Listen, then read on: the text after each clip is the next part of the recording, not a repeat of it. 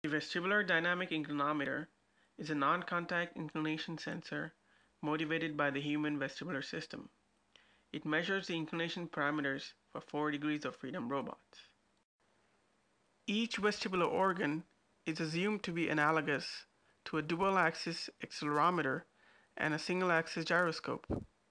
Theoretically, the readings for both the gyroscopes will be the same, as they are attached to the same rigid body.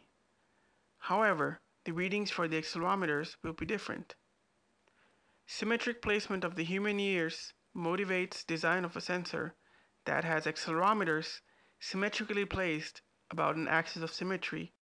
The experimental setup consisted of MEMS gyroscopes and accelerometers, as shown.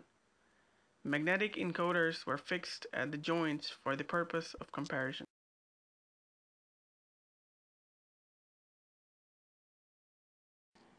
In this experiment, we keep the base static and move the inverted pendulum. We compare the inclination angle obtained by the vestibular dynamic inclinometer to the angle measured from the magnetic encoder. The measured inclination parameters are inclination angle, angular velocity, angular acceleration, and magnitude of gravitational acceleration. The measurements from the sensor are independent of integration errors, acceleration of surface of contact, dynamics of the robot, and requires significantly less computation burden due to existence of a closed-form solution. The dynamic equilibrium axis is the axis along which the body is at equilibrium. The axis is parallel to the resultant acceleration acting on the body. In this case, the vector sum of accelerations g and a.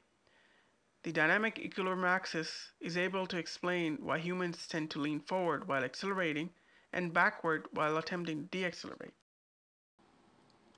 In this experiment, we allow the base to accelerate.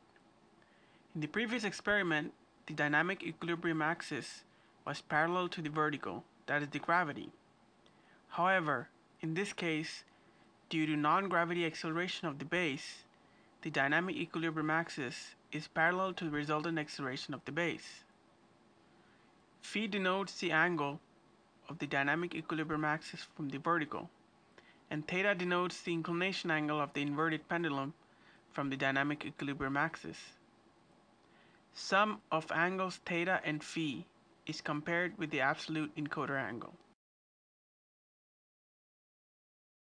Advantages of the sensor include low computation cost, inclination angle is measured, not estimated, the measurements are valid for large angles, the reference of the dynamic inclination is the dynamic equilibrium axis.